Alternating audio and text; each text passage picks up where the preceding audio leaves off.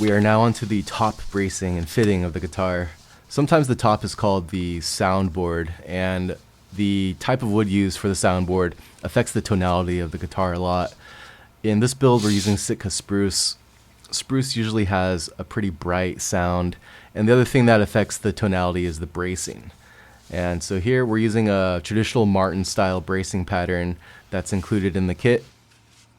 So to transfer the blueprint of the bracing pattern, you want to first find the center line of the top, put the blueprint over and adjust it so it aligns correctly. And then you want to find all the vertices of each brace where they meet, punch a hole through the blueprint so it makes a mark onto the top, and then basically connect all the dots together. Here I'm starting to fit the X brace together. You'll have to cut out a little notch where the two pieces of wood meet so that they can cross and be flush with the top. One thing to consider is that the X braces are also radiused on the bottom by maybe 1 degree. So that part of the radiused piece of wood needs to be the part that you glue down.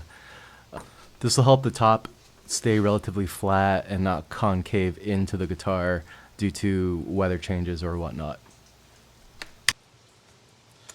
I've also transferred over from the blueprint to the X brace the parts that need to be chiseled out for the scalloping and shaping of the braces.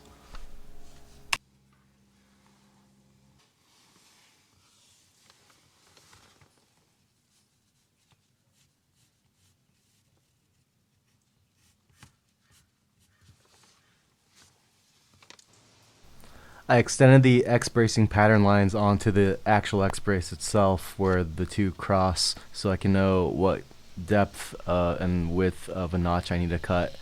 And after drawing that out, I cut it out with a little Japanese pull saw and chiseled out the interior of it.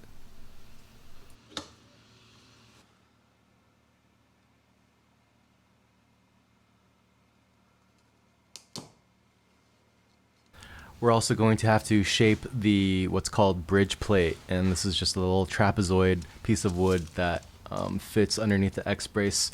It's going to give a little bit extra depth for us to drill the bridge in and fit it later on. So here with just a little bit of wax paper, I'm transferring the pattern onto the wax paper, and then from there I'm transferring it onto the wood, and then I'm going to cut it out. Much better.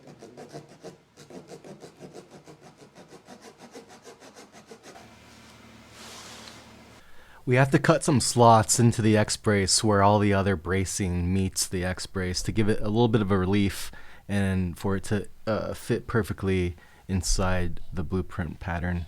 So that's what I've done here.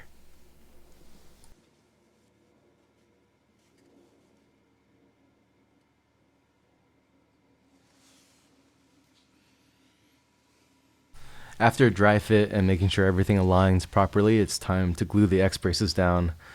And one thing I forgot to mention is you can either shape the bracing before gluing, or you can just glue it first and then shape it. And I've opted for the latter to give you a little bit more structure to work with.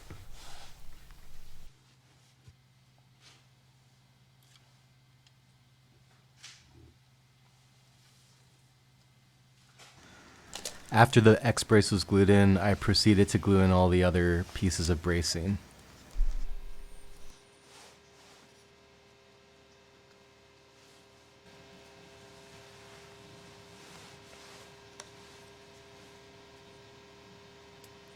Now on to chiseling, which is I think the most fun part. For all of the side bracing, we're going to chisel the ends to basically paper thin or nothing, so it meets the kerfing completely flush. For the X brace and the top brace, we're going to chisel it out to 1/100th of an inch, and those little gaps will be notched out of the sides to accommodate it.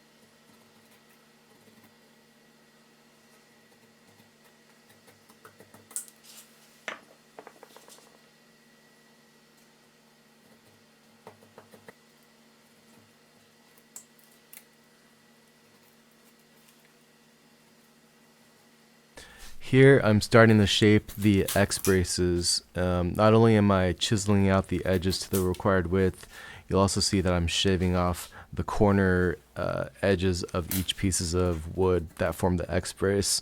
That's called scalloping, and it's going to relieve some weight without affecting the structural rigidity.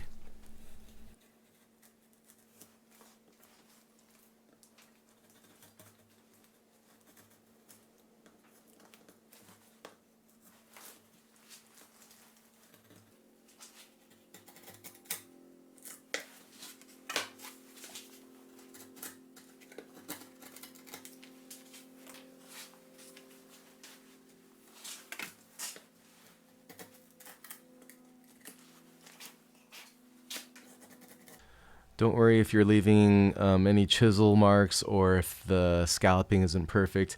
We'll be refining the shapes with a file and some sandpaper later on.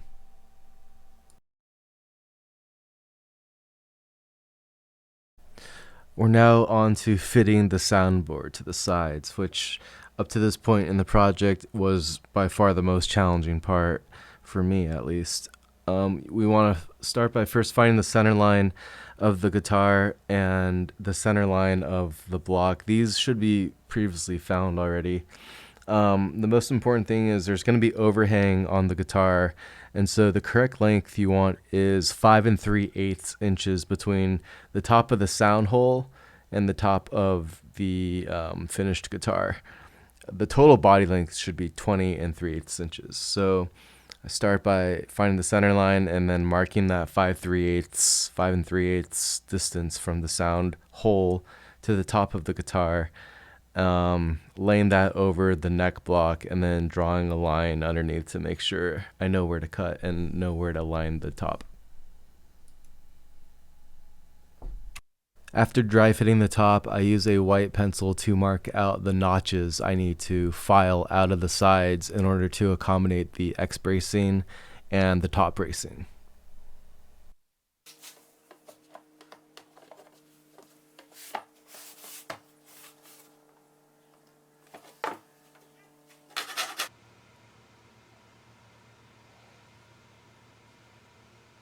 I started with a dry fit of the top, making sure I had all the clamps and cauls I needed to, cover all the surface area.